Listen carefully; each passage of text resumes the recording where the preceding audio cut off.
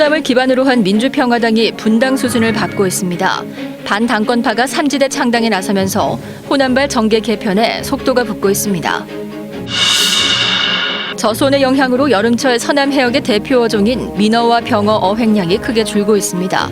중국 내 수요는 갈수록 늘면서 가격은 급등하고 있습니다. 진도에 문을 열 서남권 최대 규모의 해양 리조트가 모습을 드러냈습니다. 관광객 유치에 기대를 모으고 있지만 접근성 개선은 과제로 남았습니다.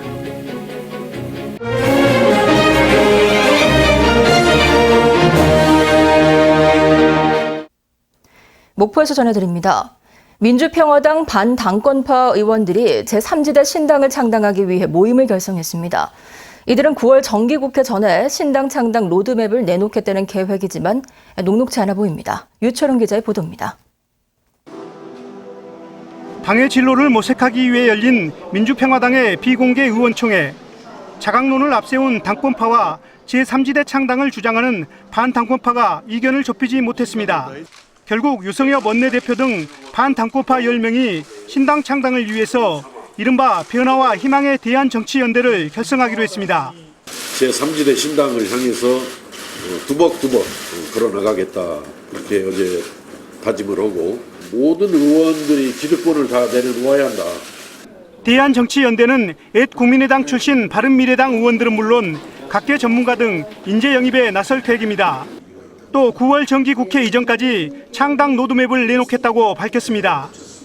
하지만 현실은 녹록지 않아 보입니다. 모든 기득권을 내려놓겠다고 했지만 현역 의원들의 불출마 선언 등 가시적인 움직임이 없다면 외연 확대가 쉽지 않기 때문입니다. 현역 의원들의 기득권 포기 또는 양보 이런 것들이 절대적이라고 보여집니다. 또 다른 정당과 정책적 차별성은 물론 구심점 역할을 할 상징적 인물을 확보할 수 있을지도 관건입니다. 정치적인 영향력이 있는 큰 인물이 있어야 되고 또 그 명분이 있어야 되는 건데 둘 다 애매하기 이를 데 없다라는 겁니다. 민주평화당에서 시작된 제3지대 창당 움직임이 정치권의 연쇄 반응을 일으킬지 찻잔 속 태풍에 그칠지 정치권의 이목이 쏠립니다. KBS 뉴스 유초롱입니다. 목포시의회에서 남성 의원이 여성 의원에게 1년 가까이 성희롱 발언을 해왔다는 피해 내용이 알려져 파문이 일고 있습니다. 이 여성 의원은 지난 1년간의 피해 내용을 정리해 전남도당과 목포시의회에 제출하고 가해자에 대한 엄중한 조치를 취해줄 것을 요구했습니다. 목포시의회도 조만간 윤리위원회를 개최해 이번 안건을 논의할 예정입니다.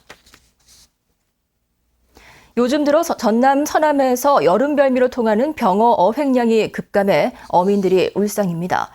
병어와 민어 등 여름고기 등이 이동해오는 한반도 서남해 수온이 예년과 다르게 낮기 때문으로 보입니다. 최정민 기자의 보도입니다. 이른 아침 병어 잡이에 나선 어민들이 그물을 끌어올립니다.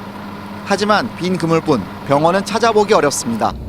반나절을 일했지만 2km가량 되는 긴 그물 한 틀에 병어가 한두 마리뿐입니다. 예전에는 기본 한 3상자, 4상자씩 했는데 지금은 한 상자 하기가 힘듭니다. 수온이 안 올라가서 그런지. 실제 신안군 수협이 집계한 병어 어획량은 올 들어 2만 6천여 상자에 그쳐 지난해보다 40% 이상 감소했습니다. 원인은 무엇일까? 환경 변화와 남획 등이 거론되고 있지만 예년보다 차가운 서남의 바다 수온이 큰 원인으로 수산업계에서는 보고 있습니다. 실제 난류성 어조인 병어가 몰려오던 지난달 한반도 표층 수온을 보면 병어 어장터인 전남 서남해가 영상 20도에 불과해 동해 수온 23도보다도 3도가량이나 더 낮습니다. 이런 저수온 현상은 이후 7월에도 계속됐고 결국 병어가 서남해 어장으로 이동하는 것을 막아 어획 시기를 놓치고 만 것입니다. 올해 같은 경우는 이제 수온이 작년보다 예년보다 좀 낮기 때문에 병어나 온대성 어류들이 조금 생산량이 한 30-40% 정도 이상 감소가 된 상태이고 갑오징어 같은 경우는 예년에 비해서 한 2배 조금 안 되기 정도 생산량이 또 증가를 했습니다. 7월 들어 전남 서남해에서 잡는 어종은 병어에서 민어로 바뀌었지만 이런 차가운 수온 탓에 민어 어획량도 감소하지 않을까 어민들의 우려가 커지고 있습니다. KBS 뉴스 최정민입니다. 이처럼 어획량 감소로 소비자들이 병어나 민어 같은 제철 생선을 사 먹기가 부담스러울 정도로 가격이 비싸졌습니다. 또 다른 문제는 중국 상인들이 국내산 물고기를 대량으로 매입해 국내 시중 물량이 줄어 감소한 이유도 있는데요. 최근에는 서대 같은 서민들이 즐기던 생선까지 대량 매입하고 있는 것으로 확인됐습니다. 이어서 김광진 기자가 전해드립니다. 민어와 병어 등 서남의 특산 어종으로 유명한 신안군 수협의 위판장. 병어는 물론 제철을 맞은 민어도 어획량이 예년보다 크게 줄었습니다. 못 잡은 자는 완전 소량 하나 두 개씩 잡고 그럼 이제 기름값도 안 되죠. 그 사람들은. 이 사람들도 잡으려고 여러 날 댕겼어요. 바다로.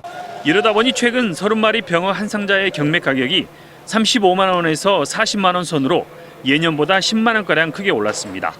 어획 부진이 가격 상승의 주 원인이지만 여기에는 중국 상인들도 한몫하고 있습니다.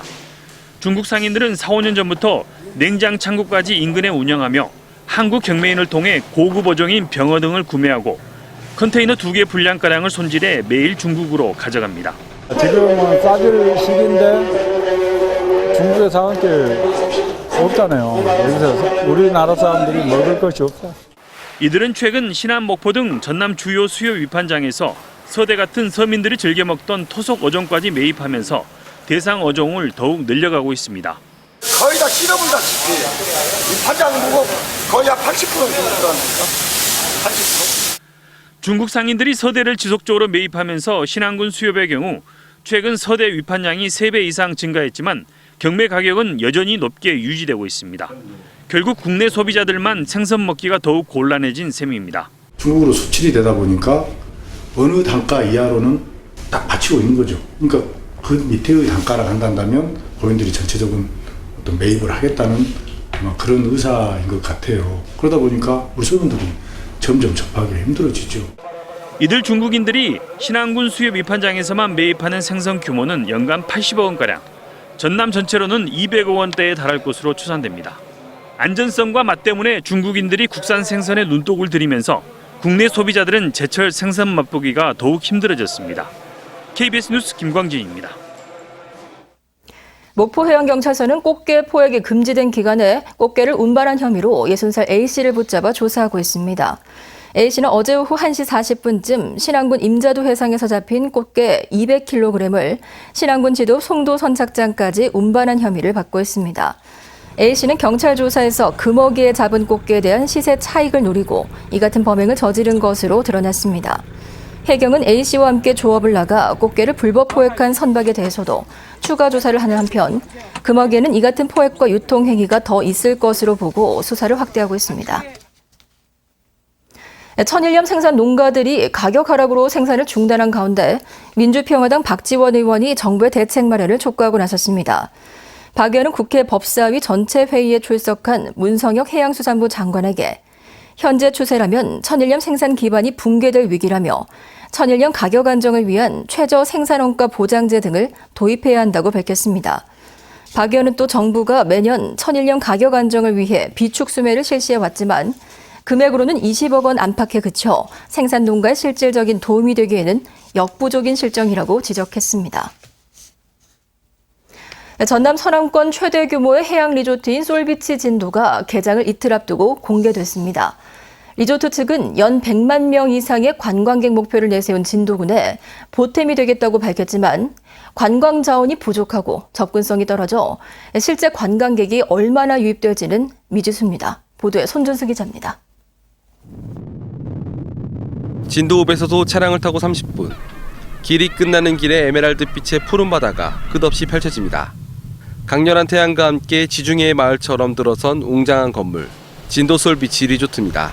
570여 개의 모든 객실에서 바다를 조망할 수 있고 200명이 들어갈 수 있는 대형 풀 등 각종 부대시설을 갖추고 있으며 특히 인근에는 현대판 모세의 기적이라 불리며 국내외 관광객 50만 명 이상이 모이는 신비의 바닷길도 자리 잡고 있습니다. 남도의 메카로서 그리고 진도군과 전라남도의 관광 명소로서의 자리매김을 할 것이며 또한 지역의 자부심이 될 것이라고 생각을 합니다.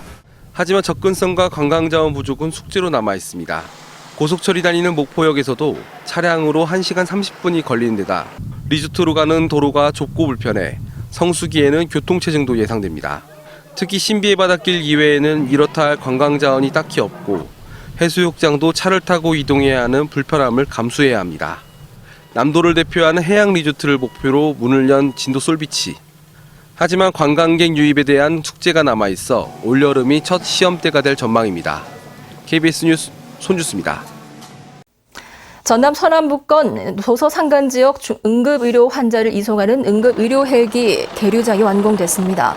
신안군 앞해읍에 조성된 응급의료 헬기 전용 계류장은 지상 2층 규모로 헬기 관리와 응급의료 전문의, 응급구조사 등이 상주하는 운항 통제실과 헬기 이착륙장 등을 갖추고 있습니다.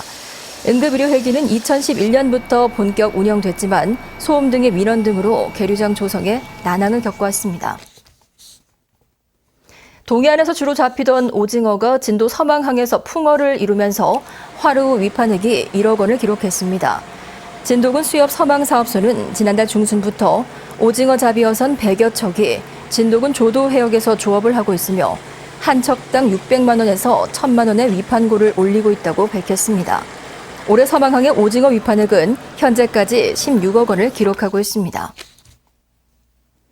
전남 지역 아르바이트 평균 시급이 전국에서 최하위 수준인 것으로 나타났습니다. 취업정보 사이트 알바문이 상반기 전국 아르바이트 모집 공고 960만 건을 분석한 결과 전남의 평균 시급은 8,590원으로 법정 최저 시급보다는 240원 높았지만 전국 평균보다는 300원가량 낮았고 전북 다음으로 가장 낮은 액수로 나타났습니다. 가장 높은 시급을 주는 곳은 세종시로 평균 9,100원이고 광주의 경우 8,639원으로 집계됐습니다.